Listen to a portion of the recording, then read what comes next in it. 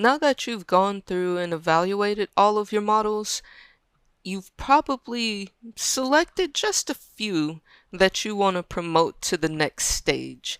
So by the time we get through our model evaluation, you might have 1 to 3, maybe even 4 different models that you really want to test out in a different environment. So that's what we'll do in the model testing phase. This is our final model acceptance testing to make sure that whichever model we decide to deploy to production will behave like we expect it to. That's why we've picked maybe a few different models just to have some backups in case one doesn't perform as well as we expect it to. This is when we finally get to use that test data set. So if you remember all the way back in our data preparation stage, we created the test data set, the validation set, and our training set. So we're finally ready to use our test data set.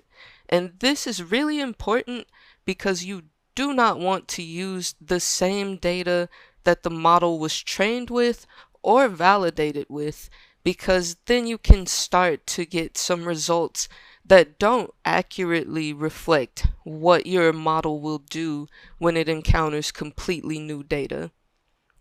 So usually when we get to this testing phase for our models, we're trying to make sure that the predictive performance of our model is higher than some threshold. So maybe we want an AUC RUC score of at least 90% or zero point 0.9.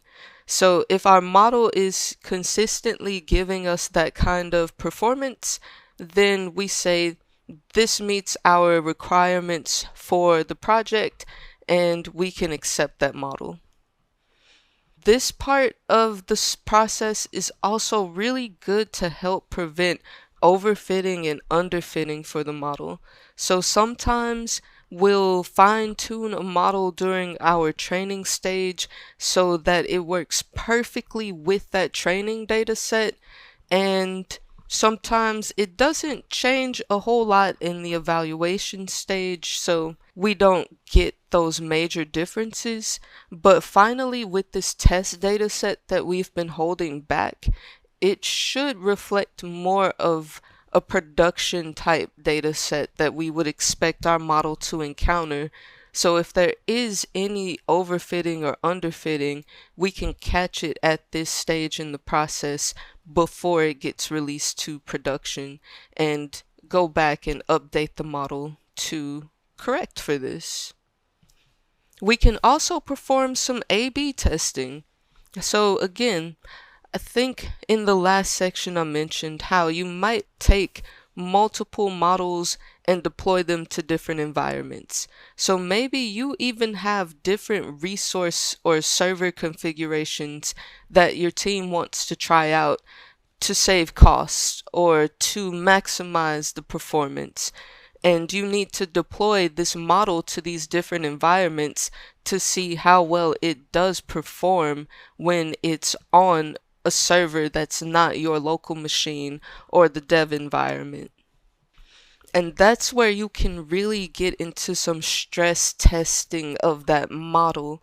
So you don't want to be nice to your model at this point in the process. You want to make sure that whatever data your model receives, it can handle it, or at least let you know that there's been some really big change or some type of drift has happened as this model has been on production. So when you're looking at how this model responds to your stress tests, maybe you're sending null values, or you're adding new columns, or you're completely changing the images or audio sequence that the model typically expects.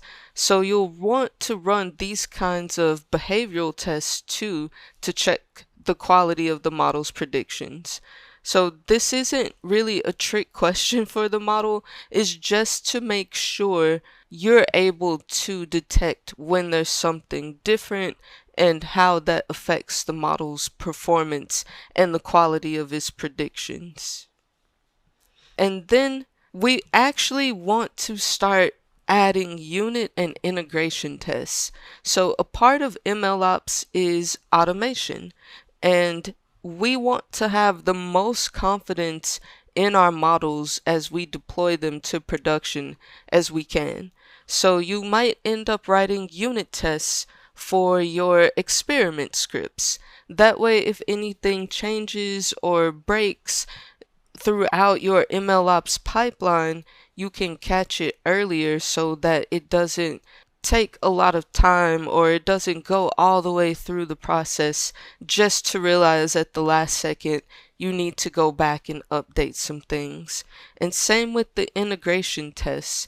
This is where you might integrate with somewhere you pull your data from and you want to make sure that it works well with your model. So you want to have these kind of tests baked into your ML project's repo so that as it grows and you make changes and new developers come, if anything breaks, you can catch it as early in the process as possible. But keep in mind that testing is a balance. So a combination of automated tests and manual tests is usually a good strategy.